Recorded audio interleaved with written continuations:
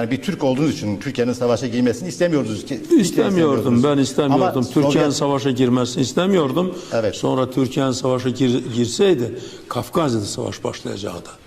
Burada Almanlar gelip Kafkas dağlarında durmuştular. Bakü'ye girebilmiyordular. Evet. Ama Bakü'de petrol. Bu petrol da bütün o vakit, bütün Sovyetler ordusunun petrolü Bakü'den gelirdir. Eğer Bakü'nün petrolü olmasaydı Sovyetler Birliği'nin bu galebesi de belki de mümkün değil. Yani savaşın galip gelmesi de mümkün Savaşın değil. galip gelmesinde Azerbaycan petrolünün müstesna fevkalade rolü var. Fevkalade hizmeti var. Evet. Ama Türkiye bu savaşa girseydi burada savaş başlayacaktı. Kafkas'ta başlayacaktı. Kim burada savaş edecekti? Burada Türk'e karşı savaş edecektir. Burada Sovyet ordusu da, Rus ordusu da vardı.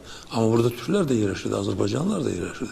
Ona göre Türkiye'nin bu savaşa girmemesi tarihte çok önemli bir haldir. Evet efendim. Siz tabii o zaman bir istihbaratçıydınız aynı zamanda. Evet. Stalin'in o dönemdeki şeyi neydi? Politikası nasıldı Türkiye'ye yönelik? Yani çok iyi bilen birisisiniz. Çünkü siz yıllarca bu işin Türkiye'nin içindeydiniz. bir düşman.